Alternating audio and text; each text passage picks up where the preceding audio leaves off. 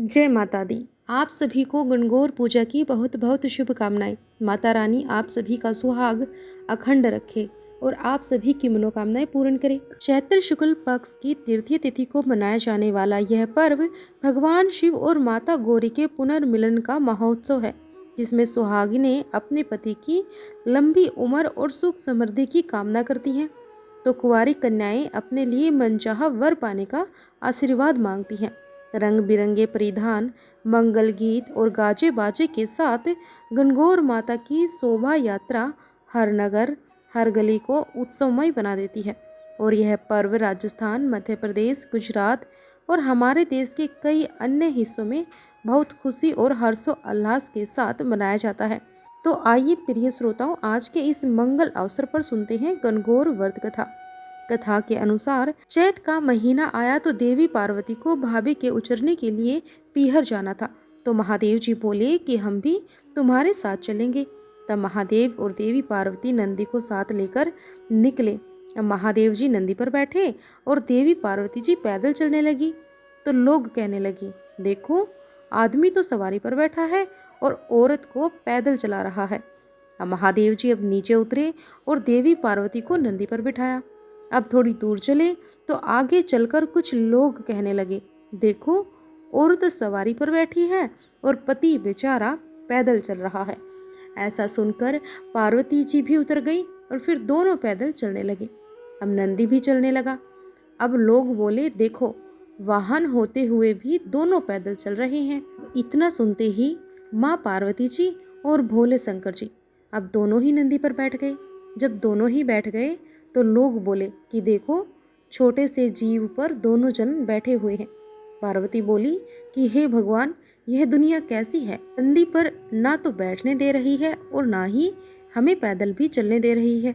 तब ईश्वर जी बोले कि हे देवी, यही तो संसार है, यहाँ ऐसा ही होता है। आगे गए तो एक गाय उठती बैठती बड़ी तड़पती हुई मिली। अब देवी पार्वती पूछने लगी कि हे भगवान, यह गाय तो बहुत कष्ट में है, पर क्यों है? तो ईश्वर जी बोले कि इस गाय को बछड़ा होने वाला है। तो देवी पार्वती कहने लगी कि एक बच्चे के लिए इतना कष्ट, ऐसा कष्ट तो मुझसे कभी सहन नहीं होगा। अब महादेव जी मुझे गांठ दे दो। ईश्वर जी बोले आगे चलो। आगे गए तो एक घोड़ी उठती बैठती और वो भी दर्द से तड़पती हुई मिली। तो पार्वती जी कहने लगी कि इस घोड़ी को क्या कष्ट हो गया है? तो फिर भगवान शंकर कहने लगे कि हे देवी, इस घोड़ी को बच्चा होने वाला है, इसीलिए यह दर्द में है। अब देवी पार्वती बोली कि महादेव, मुझसे तो इतना कष्ट कभी सहन नहीं होगा, मेरे तो गांठ दे दो। अब ईश्वर जी बोले देवी अभी आगे चलो। आगे गए तो राजा की नगरी में बड़ी उदासी छाई हुई थी। ढोल नगाड़े शांत पड़े हुए थे। यह सब देखकर देवी पार्वती पूछने लगी कि हे महादेव, क्या बात है, इस नगर में सब कोई उदास क्यों है? तो महादेव जी बोले यहाँ पर रानी के बच्चा होने वाला है, अब कुंवर आने वाले हैं। तो गोरा जी नहीं मानी, बोली बच्चे के लिए इतना कष्ट हो तो मुझे बच्चे नहीं चाहिए। महादेव जी आप तो मुझे गांठ दे दो। आखिरकार मजबूर होकर महादेव जी को गांठ देनी पड़ी।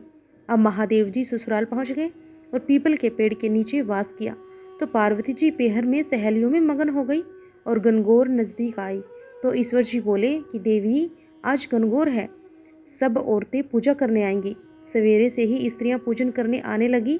तो पार्वती जी ने भी सभी को सुहाग बांटा और दोपहर के समय नदियों की औरतें ओढ़ पहनकर 16 श्रृंगार करके पूजा करने गीत गाती हुई आई। तो गोरा जी बोली भाग तो सारा बांट दिया है और ये औरतें तो अब आई हैं। तो ईश्वर बोले कि हे देवी पार्वती, चिट्टी उंगली जल में घोलो, नैनों का सुरमा निकालो, मांग से सिंदूर निकाल, टिक्की से रोली निकाल और सभी स्त्रियों को अमर सुहाग दे दो। इस समय पार्वती जी की मांग का सिंदूर, चिट्टी उंगली की मेहंदी, टिक्की से रोली, आंखों का काजल लेकर लोटे के जल में डालकर जवारे से सभी पूजा में आई हुई कन्याओं और स्त्रियों के अमर सुहाग के छींटे देते हैं। तो गोरांधे ने ईश्वर जी के कहे अनुसार सभी को अमर सुहाग दे दिया। अब ईश्वर गोरा जी घर आए तो ईश्वर जीमने बैठ गए।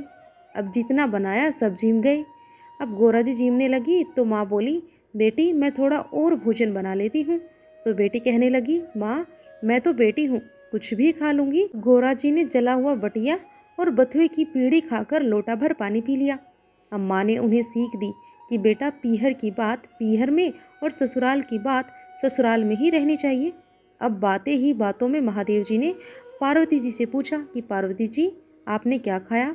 तो पार्वती जी ने कह दिया कि महादेव जी जो आपने खाया वही मैंने खाया, क्योंकि माँ ने सीख दी थी, इसीलिए देवी पार्वती ने उन्हें वही बताया जो माँ ने कहा। अब वहाँ से निकलकर ईश्वर गोरा जी पीपल के नीचे आ गए और ठंडी छाँव में थकी हुई पार्वती जी को भी नींद आ गई। तब ईश्वर जी ने पार्वती जी की पेट की ढकनी खोलकर देखा तो जला हुआ बटिया और बथुए की पीठी और थोड़े से पानी के साथ वहाँ पड़ी हुई थी। ईश्वर जी ने ढकनी वापस रख दी। अब पार्वती जी जब जागी तो ईश्वर जी ने पूछा कि गोरा क्या क्या जीमा। तो गोरा कहने लगी ईश्वर जी जो आपने जीमा वही तो मैंने जीमा। अब तो ईश्वर जी कहने लगे कि देवी सच सच बोलो। गोरांदे कहने लगी कि रसोई में माँ भेद थोड़ी करेगी, जो आपको दिया वही मुझे दिया। तब ईश्वर जी बोले देखो गोरांदे तुम्हारे पेट में तो मैंने जला हुआ बटिया और बथुए की पिंडी के साथ साथ थोड़ा सा जल भी देखा। अब गोरांदे को जब यह पता चला तो बड़ी नाराज हुई। गोरांदे माँ पार्वती जी को कहते हैं कि बड़ी नाराज हुई, कहने लगी देखो भगवान आज तो आपने मेरे पेट की ढकनी खोल ली, ऐसा जगत में फिर कभी मत करना। पीहर की बात ससुराल और ससुराल की बात पीहर में कभी नहीं कहनी चाहिए। अब पार्वती जी इतना बोली और ईश्वर और गोरांदे जी वापस कैलाश पर्वत के लिए रवाना हो गई। आगे देखा तो राजा के यहाँ सहनाइयाँ बज रही थी, लोग खुशियाँ मना रहे थे। रानी बहुत खुश थी। अब गोरांदे बोली कि कुंवर होने पर इतनी खुशी होती है, हे महादेव आप तो मेरी कृपा करके गांठ खोल ही दीजिए। तो ईश्वर जी बोले पार्वती मैंने तो पहले ही कहा था मेरी गांठ खोले नहीं खुलेगी। अब आगे घोड़ी के बच्चा हुआ देखा तो वह अपने बच्चे को बड़े प्रेम से चाट रही थी। अब घोड़ी बहुत प्रसन्न थी। अब पार्वती जी बोली कि भगवान अब तो मेरी गांठ खोल दीजिए। तो महादेव जी बोले कि देवी यह गांठ नहीं खुलेगी। अब कुछ आगे चले तो गाय अपने बछड़े को प्रेम से चाट रही थी और बहुत खुश हो रही थी। उस गाय की मालकिन भी बहुत खुश थी। अब पार्वती जी सोचने लगी कि अगर जानवरों को बच्चों के प्रति इतना प्रेम है, इतनी उमंग है, तो फिर मानव की तो बात ही क्या होगी। ईश्वर जी से कहने लगी कि हे भगवान मेरी गांठ खोलो, नहीं तो मैं अब एक कदम भी आगे नहीं चलूंगी। तब ईश्वर जी बोले कि अब कुछ नहीं हो सकता, मैंने गांठ लगा दी है सो लगा दी है।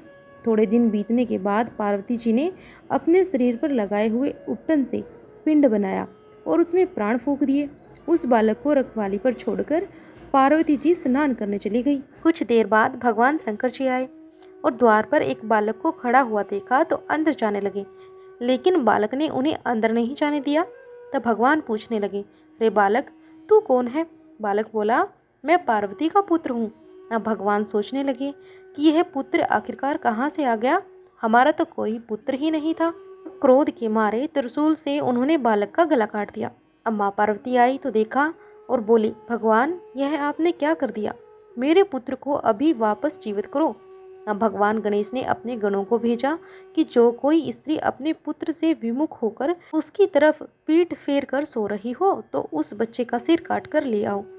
अब गण सभी जगह घूमते घूमते जंगल में जा पहुंचे, लेकिन रास्ते भर उन्हें कोई भी ऐसी माँ नहीं दिखी जो अपने बच्चे की तरफ पीठ फेर कर सो रही हो। अब आगे घूमते घूमते जंगल में एक हथनी अपने बच्चे से पीठ फेर कर सो रही थी। अब गण उसका ही सिर काट कर ले आए। भगवान ने सिर को जो हाथी के बच्चे का था उसे बालक के सिर पर जोड़ दिया और अमृत का छींटा दिया और बोले कि दुनिया में अब सबसे पहले गौरी पुत्र गणेश जी की ही पूजा होगी, बाद में किसी अन्य देवी देवता की पूजा होगी। खोटे की खरी अधूरी की पूरी, हे गणगौर माता हम सबको अमर सुहाग देना। कहते को सुनते को ओंकार भरने वाले को सभी को अपना आशीर्वाद देना। जय हो गणगौर माता की। कमेंट में लिखना ना भूलिएगा। अगर आप हमारे चैनल पर नए हैं तो चैनल को जल्दी से सब्सक्राइब कर लीजिए ताकि आपको हर तीज त्योहार की जानकारी मिलती रहे। हर हर महादेव।